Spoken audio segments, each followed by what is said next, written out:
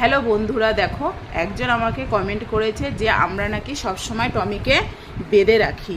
আর না, আমরা বেঁধে রাখি, মিথ্যে কথা বলবো না যে আমরা ওকে বেঁধে রাখি না। আমরা বেঁধে রাখি বেশিরভাগ টাইমই।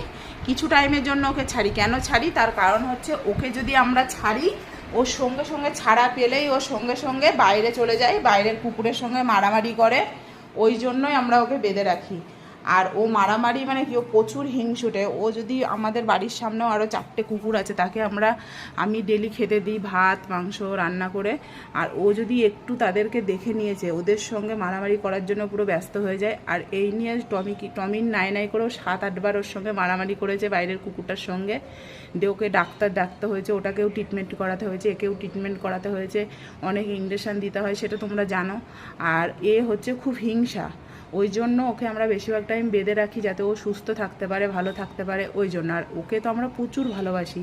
ওকে ভালোবাসি বলেই, ওকে ভালো রাখতে চাই বলেই ওকে আমরা বেশিরভাগ টাইম বেঁধেই রাখি। আর তোমরা যে কথাটা বলেছো, মানে যে কমেন্ট করেছো, যে কথাটা বলেছো, সে ভুল বলেছো। ওকে সবসময় আমরা বেঁধে রাখি না, কিন্তু বেশিরভাগ টাইমটা একটু বাদি। আর ঘরে যখন সবসময় সবাই থাকে তখন খুলে রাখি। যেমন এখন আমরা উপরে সবাই মিলে আছি, দরজা লাগিয়ে ওকে খুলে রেখেছি। ব্যাস এইটুকুই বললাম। কেউ ওরকম কমেন্ট করো না। আমরা একে প্রচুর ভালোবাসি। ও আমাদের ভালোবাসার জিনিস। শুধু ও না, আমার বাড়ির সামনে যে 4টে কুকুর আছে তাকেও আমরা প্রচুর ভালোবাসি। আর ভালো লাগলে লাইক করো।